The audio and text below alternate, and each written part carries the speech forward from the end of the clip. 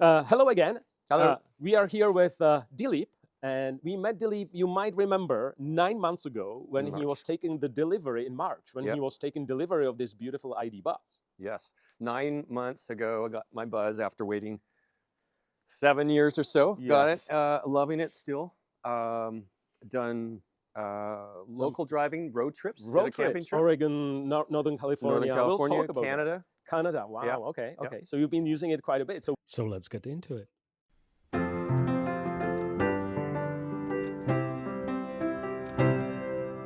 Dilip is a proud owner of the ID bus. 9 months now. 9 months. Wow, that time flies. So if you recall, we did a video with him when he took a delivery of the car. Now you have 7,000 miles. 7,574. 574. To be exact. And you're exact. reading it from. That's funny because you're reading it from the app, not from the dash. Oh, that's not true. Yeah. No, but I have noticed that awesome. sometimes I'm going, I wonder how many miles. See how I just put the key on? Or the pedal on? It Yeah, doesn't pedal, show yeah. there. So often I'll look here. Yeah. So this is your first EV.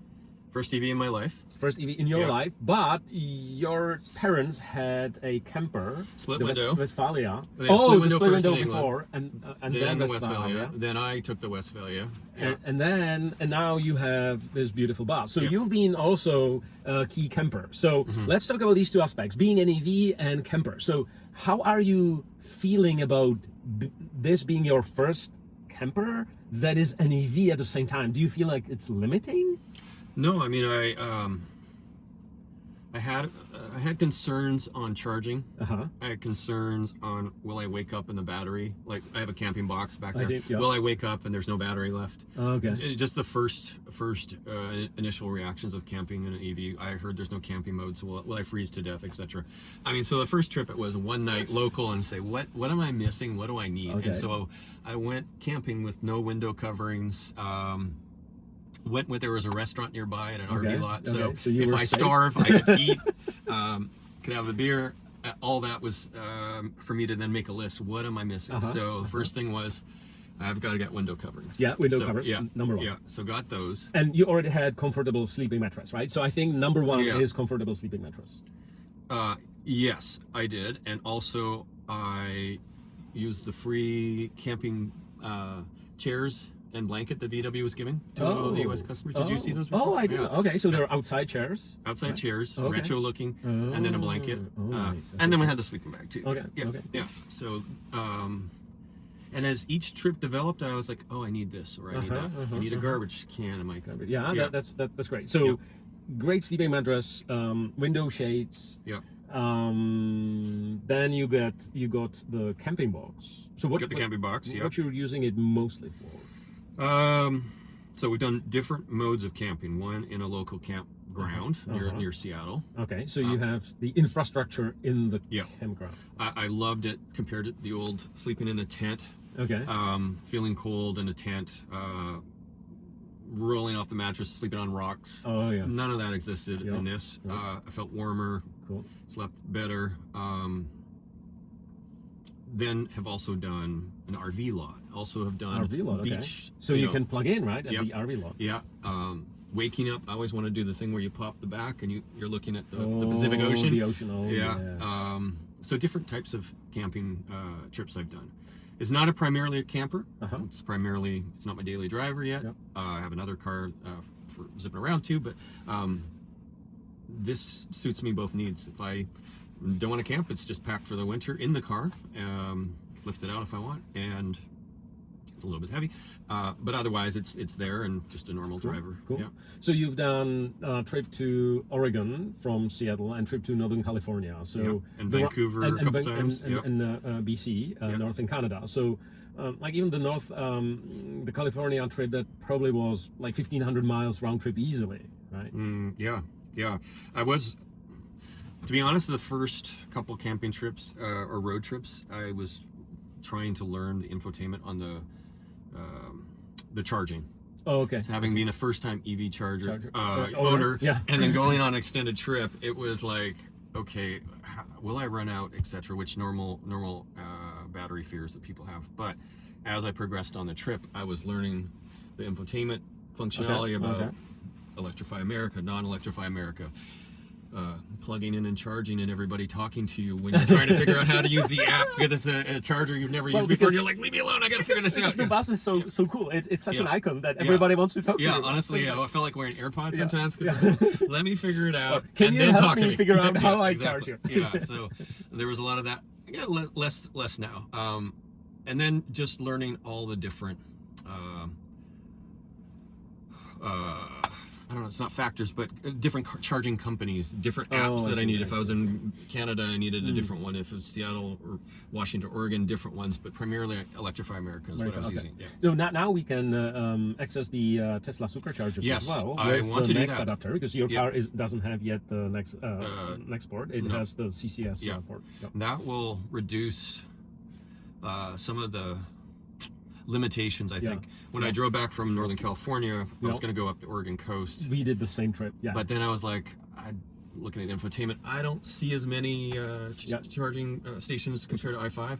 So I changed my pattern and went back the same road that I... So I felt like it's Electrify America, then it's Tesla Superchargers Electrify. So I feel like, because we did the same road trip as well, we went all the way to south of SFO, Silicon Valley, but it was interesting that now with bigger access to Tesla superchargers, I feel like I didn't have range anxiety, but I feel like it drops in half, because now you have double the amount of charging opportunities. And so you've charged with Tesla? Not yet. I'm actually going to some Tesla supercharger right now to try that adapter for the first time. Do you need to update your app? Is a common question I've seen. I've seen various answers, but I'm not quite sure. I don't know. I'll figure it out. Okay. We'll see. I just have the Tesla app. I have the original Next adapter from VW, and I'll see what happens when I get there. Okay, great news. It worked. It was easy. I got the Tesla app. I signed in. I already had an account. If you don't have one, you have to sign in to provide payment details, so you can unlock the stall using the app. Then you attach the adapter to the handle and plug in into your car, and the car starts charging. The one caveat that I found is that when the charging stopped, I had to unlock the charging connector with my key fob. So just double press the unlock button and you are good to go. Please subscribe so you don't miss our episode dedicated to charging best practices. I did already charge on Tesla Supercharger like 2 years ago in Europe, because all the cars in Europe have the same plug. It's CCS2, regardless if it's VW or Hyundai or Tesla. Right. Wish it was that way here. Yeah, I wish, but hey, it is different. Also on camping. Yes. I don't know if your camera's catching this, but the skylight, or the moonroof, sorry. Sleeping back here on the camping bed that's part of the camping box, I felt less claustrophobic. But I'm that type of person. I once had an MRI and I pressed the button when I get me out immediately. Get me out. Oh wow. But I felt like if I didn't have the moonroof and sleeping in here, I probably wouldn't feel as good as the moonroof. And it doesn't wake me up at night. I agree. Or in the morning. Yes, it definitely opens the horizon, and you can watch the stars. And then when you milk it, when you like dim it to be milky, it's still... There's still light coming through, but it's not something that would wake me up. At least that was my experience, right? Yeah, one new addition too, we have not tested it out other than this driveway of mine, is an addition of a rooftop tent. Rooftop tent, that's a great idea, because there are companies who are working on the pop-up top, but that removes the physical roof. So you're losing the sunroof forever, but gaining the ability to stand up. Exactly. But the pop tent seems like a really, or the pop rooftop tent? It's the rooftop. The West Philly I had is what they're working on the here in Seattle. Peace ones. Shout out to Harley. Totally want that. But in the interim, with multiple people sleeping, like if you're here with your son, like in my case, you want your own space, you want right? Your own so space, we bought this Dometic, I think it's 140 Air thing. So basically, it's very compact. Sits on the roof racks that I got with the Buzz, and you just press a button and Oh, it does it inflates. automatically. Yeah. But of course, you have to enter it through the outside, so you're Yep. not connected to the AC capabilities or heating, cooling No. capabilities of the car. No. Right? You're on your own. In He that will space. freeze. I will be Okay, good. comfortable. That's Yeah, exactly. Yeah. So looking forward to trying that this Okay, summer. that's gonna be cool, We just yeah. bought it at the end of season sale, and Awesome. I'll have potentially a camping video on that one. So That's awesome. Yeah. That's awesome. So overall, it's EV and a camper. So what's your overall feelings after 9 months? I still love it. Still love it? Still learning. Still learning. Infotainment is probably where I need to spend more time. But each week I find it. Oh, there's this new feature, that new feature. I've had all the 2 recalls done. Okay, One yeah. was the brake thing. I saw several posts. People were waiting days. I had really no. Knock on wood. It was very quick. Yeah. University VW, right? University, yeah, they're Monday. awesome. Shout out to Trevor. He's their lead technician. He's awesome. And the seat beat adjustment was required. Okay. But those are out because of the camper box. So I see. yeah, Okay. yeah. Cool. All right. So you would do it definitely again, right? You offering me a second button? I'll take it. I'll take it. I'll take it. Yeah. Awesome. Yeah. No, I'm loving it. And just thinking where I can go this spring and Where- summer where you again. can go next. Yeah. Awesome. Yeah. Especially now Love that it. I have more charging options too. Yeah. Awesome. Yep. Cool. Thank you. Thank Dilip. you.